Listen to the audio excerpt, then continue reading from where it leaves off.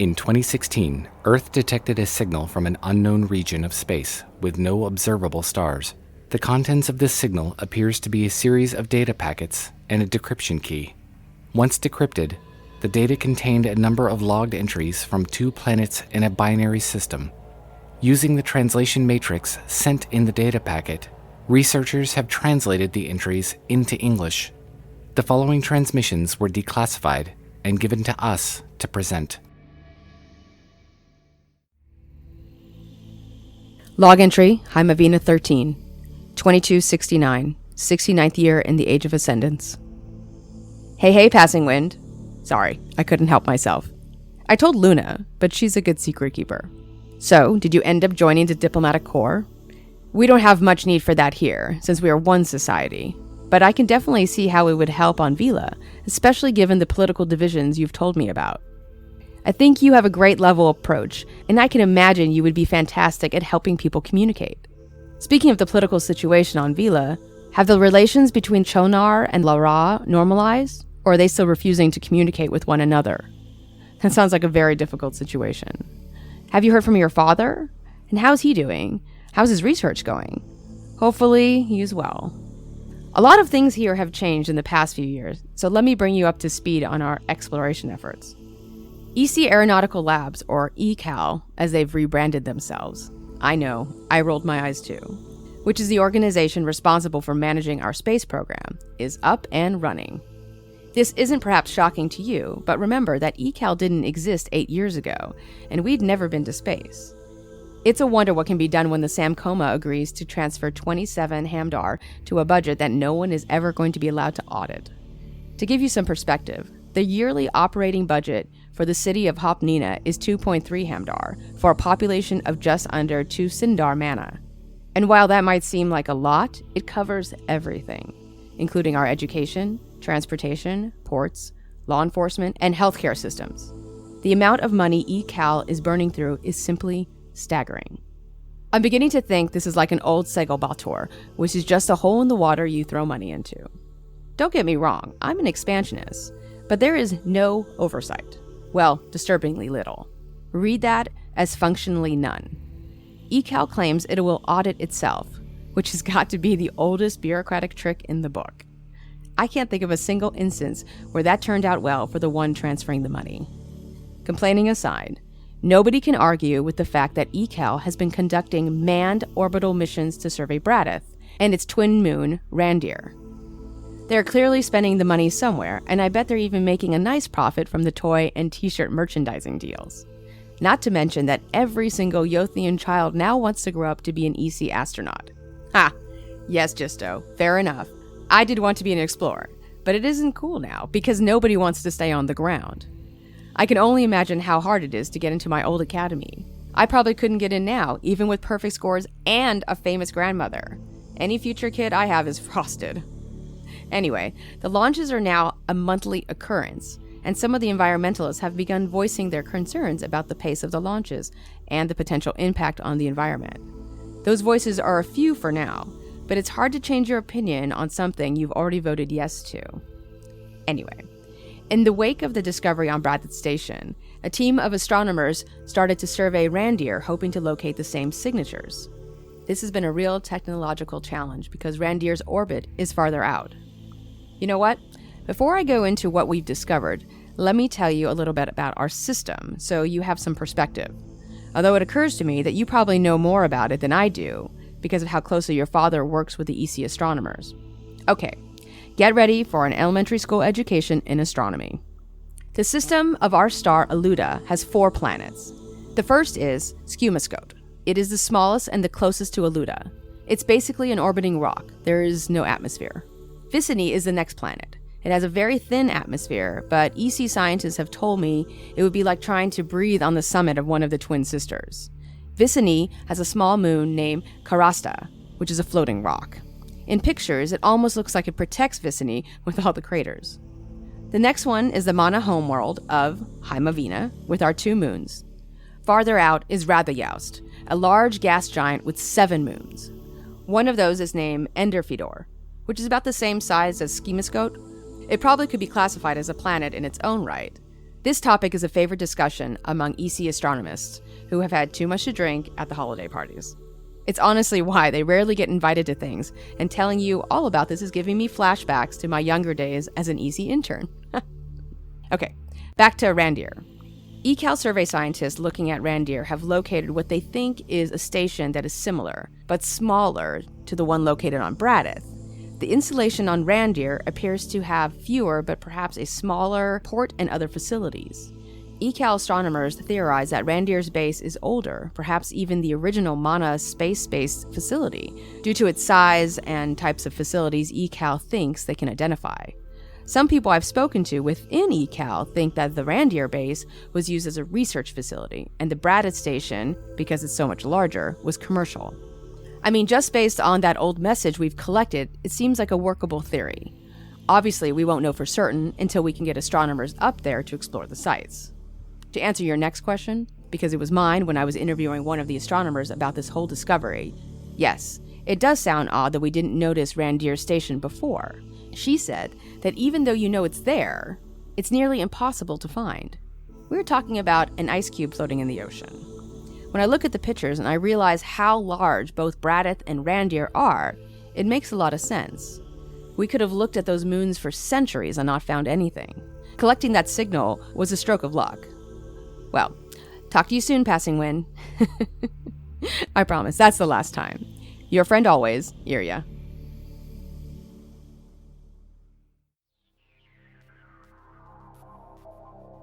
Log entry, Vela 13, Vela Rotat 2591, Cycle 2 of the second annual.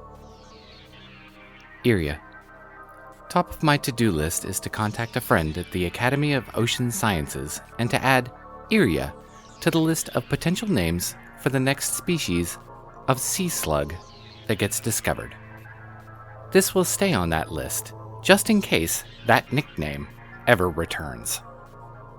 With regards to your ECAL, I have no words. The amount that you are describing sounds like a lot of money that could help a lot of mana on your planet. I completely understand the drive to get into space and to learn more about the signals you are seeing, but to have no oversight and no way of knowing what that money is going to seems unfathomable to me. The council here would be a storm of rage if any agency sought to do something like that here. I'm sure that Trainoir was only a small fraction of that sum, and you saw what happened with that. Is it possible that they have other plans for that funding that may not be in line with your general populace? I've been learning a lot more about politics in general, and much of it seems that people just want to expand their own interests and their own goals. There has been talk of funding a rebuild of Trainoir, as it was the best location for launches, but that is still being debated. In the meantime, there have been more launches for satellites. Most of these are focused on Vela and learning more about our planet, but some have been pointed outward. I believe that a few are dedicated to communications with your planet. They act as relays for the radio labs here and in La'ar. The others are for examining the rest of our system. We have 2 large asteroids that orbit Vela, Chone and Chona, that look like they may have been one a long time ago. Vela may have had a moon, but something happened to split it in 2. The scientists are still studying the data, but I doubt it will be near as interesting as what you get from your bases on Randar and Bradith. I know we are still a long way off from sending a Velan into space. I'm sure there would also be a line of people ready to go like on Haimavina. As much as I would love to be one of them, I fear that by the time it happens, I will be far too old. I just hope that I can at least see the cycle, that we take that first swim into a new sea. Have you seen any of the images yet from the mana who have been up? Does your planet look different from above? Oh, the wonders they must be seeing. I can also imagine the excitement of your scientists discovering more and more about your moon bases. Just think of all of the answers those places could hold about your people's past. Please keep me updated. As for things here, I have been officially reassigned to the Diplomatic Corps and am getting ready for my first mission, venturing down into Chunar. We have been asked to provide mediation between the Council and the La'ar Va sect.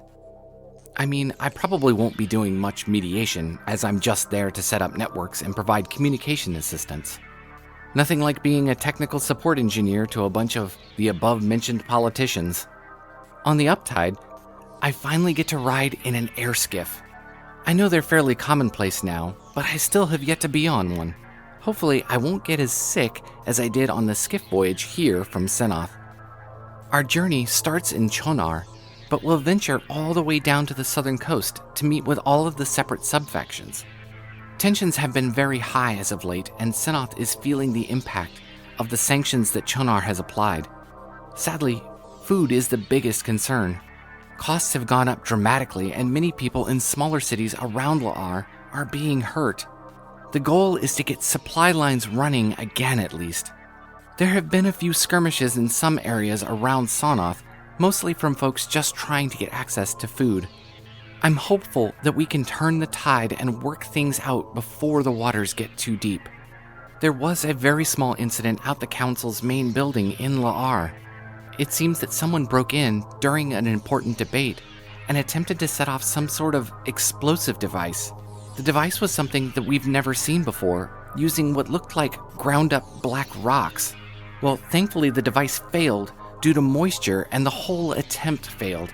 The downside to this is that Father was next to talk in the debates, and because of the attack, the whole building went on lockdown. Afterwards, he and many of the other council members were put into protective custody for nearly a full annul. He's okay and no one was hurt. This certainly explained why I was unable to reach him for a while. A few cycles after the incident, his assistant contacted me and let me know what was going on and that everyone was safe. I'm sure that your people will be pleased to know that the punishment for this incident was merely a short imprisonment. The assailant was released back to Chonar and his travel access was revoked. The device he used, though, is troublesome. After the forensics team was able to examine it, they said that once dried out, it could have done some serious damage. I'm not sure where this type of material is coming from. It's very disturbing. Well, I'm glad I was able to send this out before leaving. I am going to have all my messages routed through Father's office while I'm gone. He will be forwarding them on to me should anything come in. He is aware of the encryption as well. I don't hide anything from him, so feel free to do the same. Also, Sea Slug. May the waves guide you. Jisto.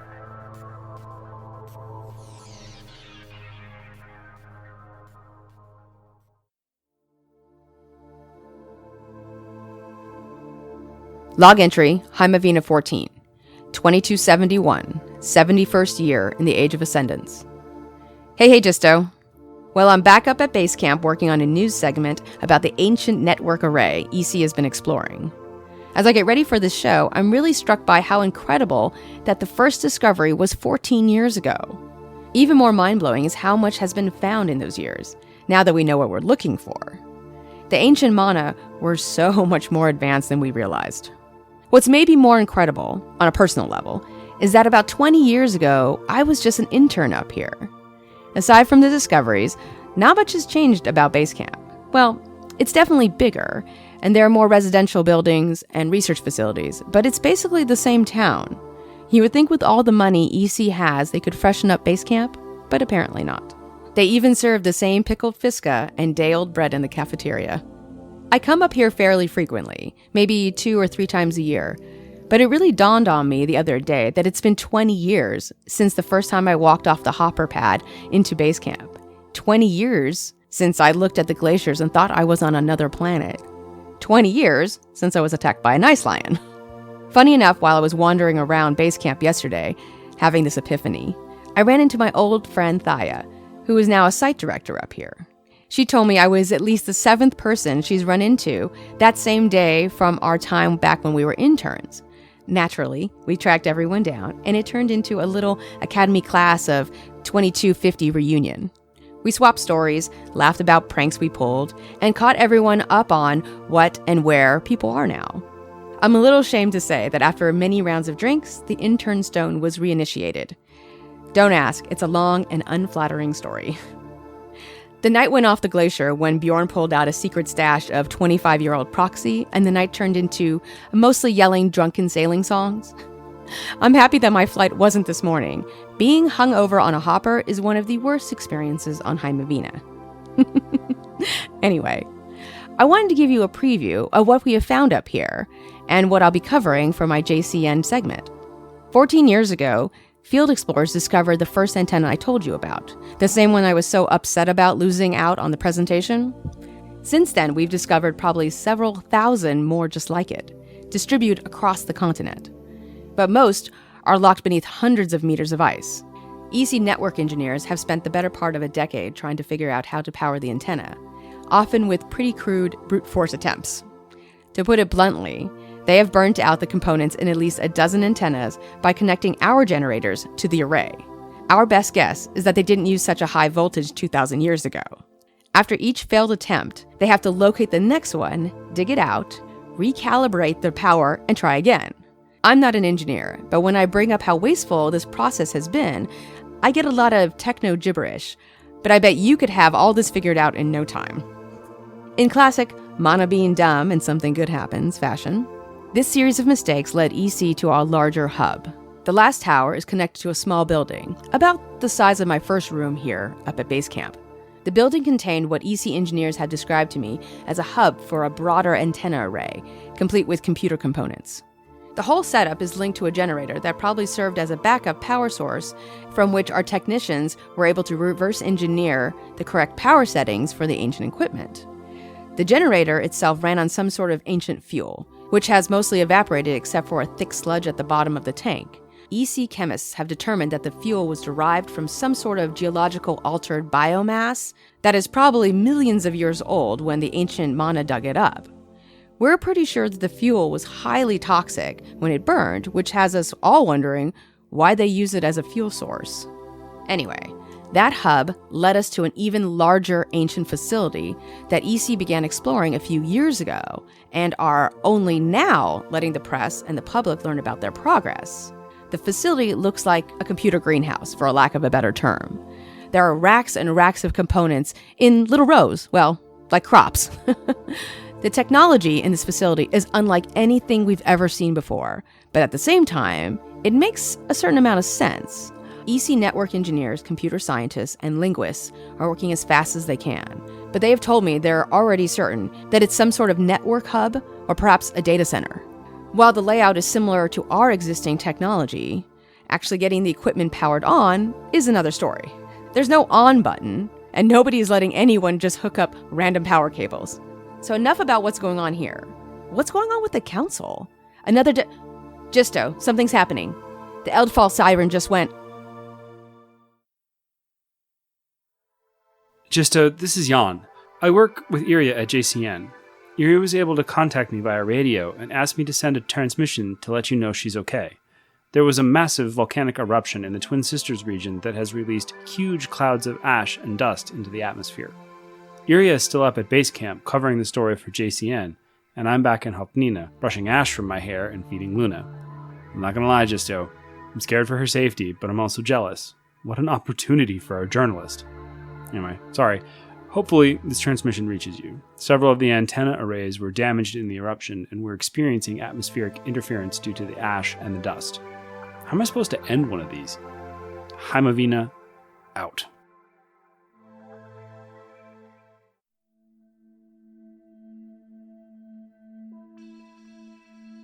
Log entry, Vela 14, Vela Rotat 2593, Cycle 5 of the 3rd Anno. Irja of Heimavina.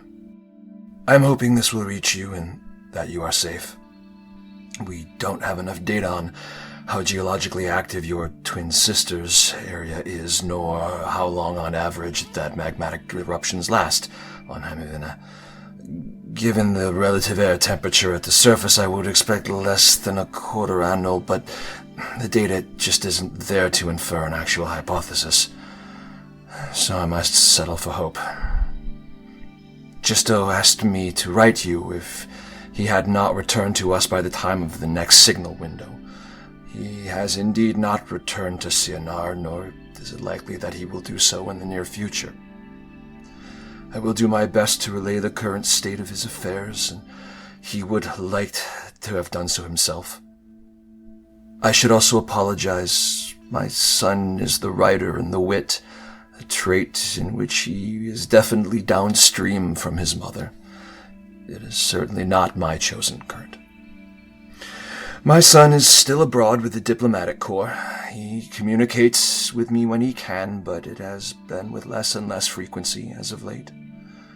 At first it was every few cycles, then once a quarter annal, then a half. As of now, I have not heard from him in well over an annal. He mentioned that due to his work that this could be one of the many outcomes. It is simply that we don't know enough to determine with any accuracy which of any myriad of outcomes has occurred. Is it that the communication network is broken? Is it that his transmissions are being intercepted, so he must remain silent to ensure his team's safety? All of these are possibilities, but he assured me that this could occur and that I shouldn't be concerned. But as a father, I always will be. It seems the only constant in my life these cycles is the lack of known data. I'm beginning to resent it. It is a very difficult time to be my son, a northerner on the southern side of the world. After the attempted attack 2 rotats ago in Laar involving the new black sand explosive material, political tension between Senoth and Sonoth escalated quickly. Reactionary elements in Laar condemned the attack and attempted to trace the current back to some southern source, but little has been publicly released. Nothing more happened for a while, but in the last rotat, 2 more attacks have happened. This time, regrettably successful. The new technology of black sand creates an unprecedented exothermic explosive reaction. In each case, government or science facilities were targeted, and in each case, lives were lost. The Arva sect in Eastern Sonoth took responsibility, claiming that they were doing what was necessary to clean the waters of Vela. How you clean water with this much blood is beyond my strength to swim. After the second incident, the La'ar Council sent a formal envoy to Chonar, demanding that they bring the zealots to account. I won't go into the futility of politics, but after much churn, little swimming, Chonar publicly disavowed the La'arva radicals. However, they've had little success in dredging them up. It's common belief that there are parts of the Sonoth government that are shielding and even funding these dissidents. Add to the threat of attack a subtler, no less savage means of weakening the North: shipment sanctions. The South has always been the main means of supplying food for itself and for the North. Food and raw materials come north, finished goods and technology returns south. It's been this way for a very long time. We tell ourselves that we depend on each other, but the reality is that it's a one-sided trade. It's difficult, but not impossible, to live without modern technology and conveniences. Same cannot be said of food. The South has always had an advantage in this, and when the Larvan leaders have enough political clout, as they usually do, they have the power to essentially starve us in the North. It has never come to this before, but all things change. I will shield you from any detailed description of the kind of desperation that has gripped the people in the capital. Seeing the young more bone than muscle is a pain I would spare anyone. And the crime statistics are worse than ever. Beings will do the unthinkable to ensure they and their kin have food in the bowl. It has been shocking and frustrating to see one's people lose their civility so easily.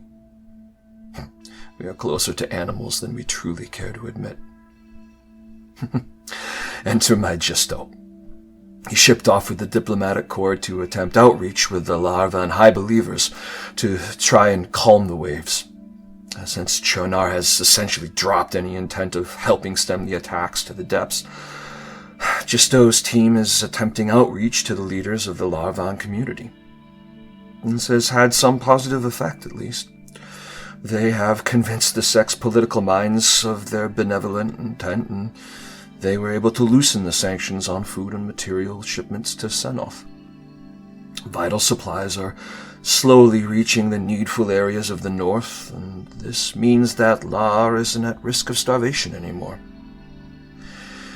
I know my son isn't doing these things directly. He's not a diplomat, though I like to believe he could have been. But he's helping the ones who are to communicate and keep in touch over long distances.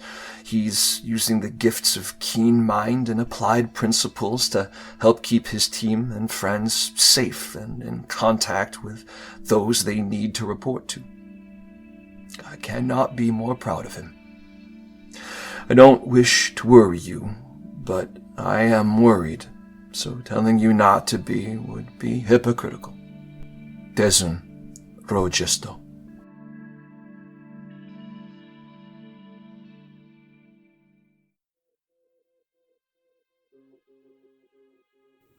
Log entry, Haimavina 15, 2273, 73rd year in the Age of Ascendance. Dezun, thank you for getting back to me and letting me know about Jisto. I feel like I've known you my entire life, and it's nice to finally communicate with you. I figured Jisto would be worried about me, but here I am, concerned for him again, especially with all the attacks happening. I don't know what to say about the violence. I can only imagine how frightening it is for you all.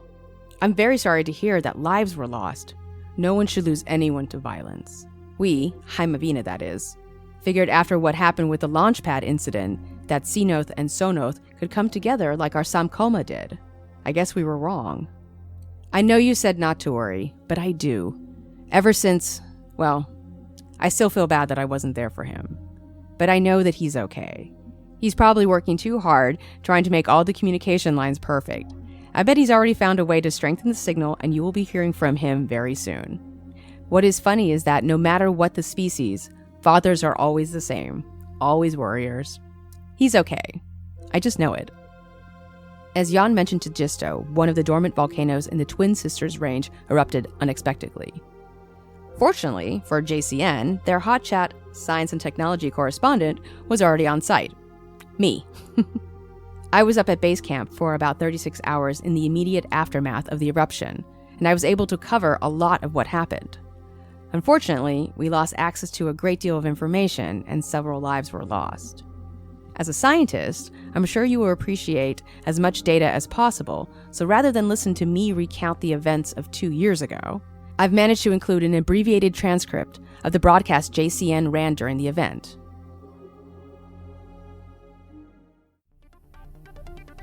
What follows is an abridged transcription of the broadcast led by JCN daytime anchor Eric Larson and S&T correspondent Irja Nuthpark from the Twin Sisters base camp. The transcript has been edited for concision and to remove advertisements. If you're just joining us now, we have breaking news from the Twin Sisters base camp. The once dormant volcano Anafjall has erupted.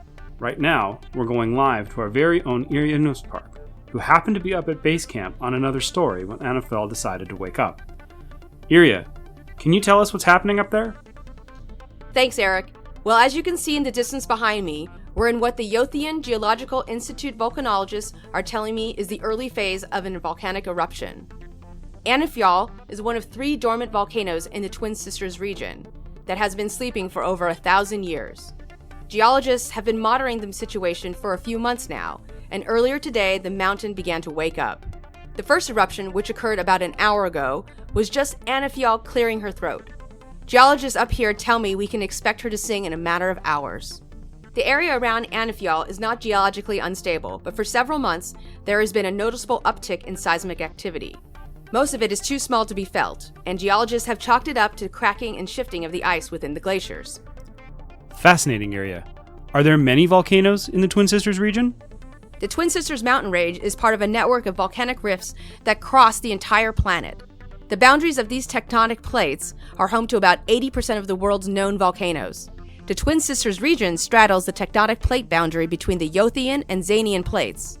As the plates pull apart, lava rises to the surface. Haimavina is an icy world, and no matter where you are on the planet, there's water below you. When hot magma rises close to the surface, it heats up the water in the ground and can build up enormous pressure. Most Yothians are familiar with the steam vents around Braga, which naturally release the pressure. In the area without vents, or that is trapped under ice, the pressure can build up to a point where it causes an explosion. Wow, I've been to Braga with my family dozens of times. I guess I didn't realize it was a volcano. Can you tell us what to expect from the eruption? The geologists here expect when Anafjall does go up, it will be in a classic vertical eruption and affect a relatively limited area some distance from base camp. They're not anticipating any direct threats to the local communities. Because Anafjall is covered in glaciers, the eruption could trigger pyroclastic flows and mudslides. Additionally, I am told that if Anafjall erupts on one of her flanks, the effects could be much more devastating for the region. Such an eruption would almost certainly cause massive melting of the glaciers. All the relevant authorities are monitoring the situation, and I have been asked to advise residents in the region to prepare for evacuation. This could come with very little warning, so please listen for the sirens and stay tuned to JCN for breaking updates. Irja, I'm just going to reiterate for our viewers that anyone watching JCN will see breaking updates for evacuations as they are announced by the government. Please take these warnings seriously. It could mean your life. So, are they evacuating any of the research teams that are in the region? Yes. EC and the other organizations, universities, and tourists are in the process of being evacuated either down to base camp or out of the mountain range. Base camp has become ground zero for search and rescue. Unfortunately, it's a slow process because the hoppers cannot fly in the ash, and the rescue teams have to use ice crawlers to bring people down. We're seeing some fantastic shots of the eruption. How are you getting those? We're lucky to have our aerial imaging team on site, and they are helping us get JCN an exclusive look at the volcano. Base camp is right at the edge of the safety zone for toxic fumes and ash. As you can see from the footage, the volcano is creating pools of lava wider than several football fields, and the ash cloud is now almost 2 kilometers high. Whoa! Eric, are you seeing this? Hopnina is going to have quite a view in just a minute. Irja, we can see the plume from Hopnina. I'm sure folks outside are getting quite a view. I'm being told that the eruption is vertical, which is good. We're being ordered inside for safety. The aerial imaging team can still control their cameras from inside, so you will all get a first-hand account of this historic event. The massive plume of ash is not something anyone's going to forget. Be careful up there, Irja. The broadcast has been edited for concision. Good morning, everyone. I'm sorry to bring you the news that there are currently 27 people missing after the eruption of Anafjall yesterday afternoon. The eruption has radically changed the look of the peak and the glacier below it. Geologists are saying this is one of the largest eruptions we've had this close to a populated area. We head back to the Twin Sisters base camp where Irja News Park is reporting on the search and rescue situation. Thanks, Eric. Rescue operations are ongoing, but the hoppers are still grounded due to the ash, so the progress has been agonizingly slow. Ice crawlers were running above base camp through the night and early morning hours, and I'm told several rescue personnel are also missing at this point. It is dangerous work, but no one is stopping. The winds have kept most of the ash away from base camp, but the smell of sulfur is very strong. As you can tell, the ash continues to billow from Anafjall, and the plume is probably several kilometers high. Well, hopefully no more people go missing. Has there been any damage as a result of the eruption? Yes, unfortunately there has been significant losses.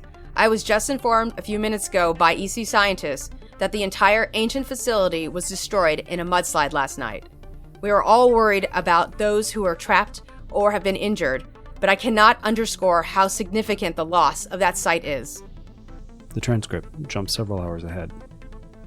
Tonight, travelers across Jothia are stranded due to Anafjall. Everyone in the capital area can see the plume in the air, and the massive ash cloud is being blown across the entire region.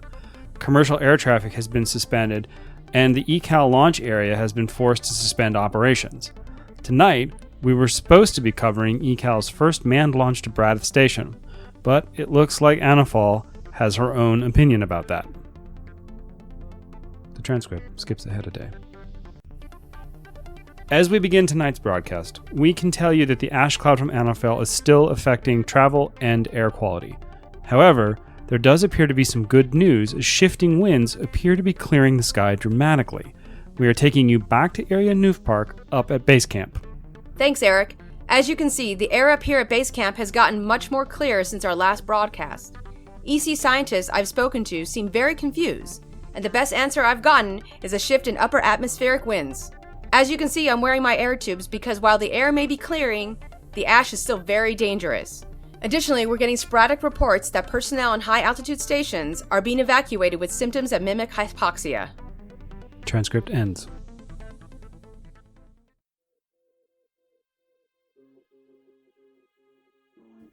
Dizun, I'm sure it doesn't come as a surprise to know that the superstitious environmentalist party has gone into total meltdown. They claim the volcano was a sign that Hymavina is telling us to stop. However, the EC and the Yothian Geological Institute have been working overtime to prove the eruption, while certainly close to a heavily populated area, was a completely natural occurrence. A closer look at the data has shown that this supposedly dormant volcano wasn't dormant at all, and has erupted at least 3 times in the past 1,000 years. I can assure you that some people at the Geological Institute will be in front of tenure boards before the year is out. You can tell Jisto that I'm impressed that I'm going to be named after a sea slug on another planet. For the record, they are quite a delicacy here, and only the very rich can afford it because they live at great depths. I'm touched that he would think so highly of me. Irja.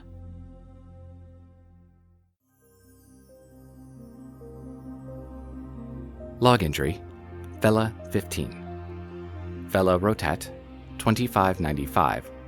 Cycle 10 of the 4th annual. Dear friend Irja, please, for the love of the rain, stay safe out there. The events happening on Hymavina sound like a nightmare playing out and make all of the tensions here sound trivial. Sadly, because of my travels here, I didn't receive the transmission until much later, and then I learned that my father had replied. I feel like I should clear the waters from what my father had said. Father is not really good with speaking in general. He spends so much of his time analyzing systems and working with technical information that he tends to not convey things in a way that you or I understand them to be. I love him dearly, but sometimes he comes across a little colder than normal. The attacks he spoke of were very small. There were only 2 since the failed attack he was involved in, and in both of those cases, I believe the reports came back that only 3 Velans were affected. One of them was the perpetrator of the attack. It seems that the black sand device that he was using went off before he could get clear, and it took his life. The other 2 individuals were innocent, and all of Vela and apparently Hymavina mourned their passing. This is nothing compared to the loss of mana life you are experiencing now, and all of Vela has woken up to the devastation on your planet. News of the event there has been broadcast all over, and support for your planet has been pouring in. We know that there isn't much that we can do from such a distance, but the healing waves are being sent. Your transcript of the events was very informative. You sound like such a professional. I mean, I'm sure that you are very professional in what you do, but it's still one thing to believe it and another thing to see it in your work directly. You seem to have really found your place, and it shows in your reporting. I was fascinated by the report and had to balance it with my feelings of pride. The broadcasts here have all picked up on the transcript, and they're running it almost verbatim to relate what's going on back there. Every time I see them come up, I'm a swirl of emotions from worrying about you and being proud of the work that you are doing. If one can glean good news from this event, the events unfolding on Hymavina have caused the Council and Chonar to put aside their differences and work together to stop the attacks and ease tensions. The Tumisur sect in La'ar have begun to look into more planet-sustaining techniques and how things like what is happening there could be predicted or prevented here. This was one of the major concerns of the La'ar Va sect, so that has eased some of the tensions with them as well. It saddens me to think that it would take something as catastrophic as the event on your planet to bring my planet together, but I'm glad that we have finally started to see the calm after the storm. I also wish that I had been there for you when this happened. As I mentioned, during some of the minor skirmishes in Sonoth, many of the towers around Chonar and other places were damaged and inoperable. This is what caused the issues with the communications that my father had mentioned. Many of our signals were cut off. The rest was that we needed to remain quiet to mask where my team was going so that we could arrive there without incident. This was honestly the most annoying part of the trip. I have spent my whole life being able to communicate, and to be cut off like this was like being in the deep water at night with no lights. When I finally got access and Father forwarded your message, I have been worried ever since. I thought about sending you something, but he assured me that he replied and that I should just wait for your next response. Are there many other volcanoes on Haimavina? Do you think that something like this could happen again? I'm not even sure how to fathom the worry your people must have over this. I know you and all of your scientists at the base camp have been working tirelessly on this, but has anyone discovered how this happened? Was it just a natural event, or did something actually cause the eruption to happen? I'm sure I'm not the only one asking these questions, but I am genuinely concerned. We don't have many occurrences of volcanoes here on Vela. The ones that I know of are all underwater and don't impact the surface much at all aside from heating the water around them. In other waters, it would appear that the work I have been doing with the diplomatic corps has been having an effect. Aside from Velans coming together due to the events there, the DC has been working with smaller cities around Chonar and pushing further south on Sonoth to mediate, and it appears to be working. Tensions have eased, and we have even gotten Chonar to acknowledge the issues with the dissidents from the La'arva sect. They have begun working with the local officials to break up any of the potential extremist groups that could cause further problems for our negotiations.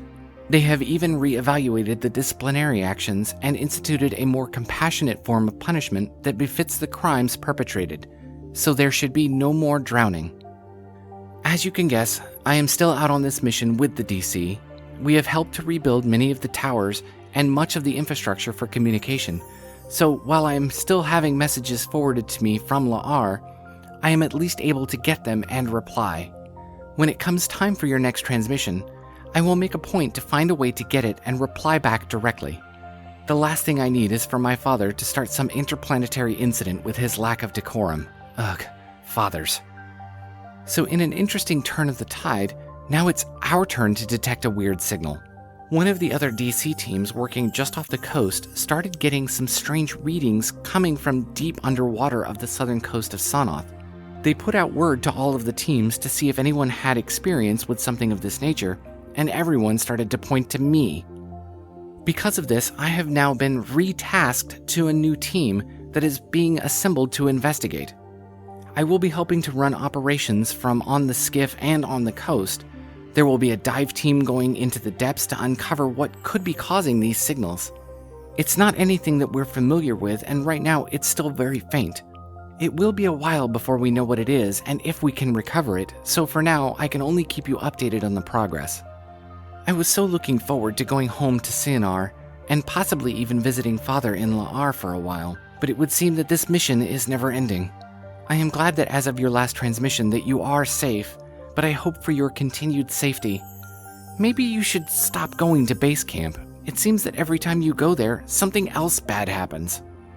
May the waves protect you. Jisto.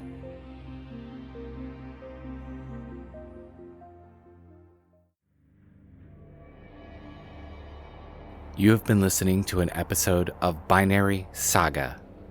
The part of Jisto was read by Steve Petrocelli.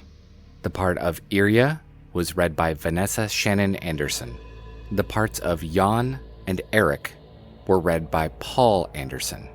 The part of Dizun was read by Caleb Graham. Music by Eric Matthias and soundimage.org. Binary Saga is available on all podcast mediums including Apple Podcasts, Spotify, iHeartRadio, TuneIn, and Google Play. For more information, visit binarysaga.com.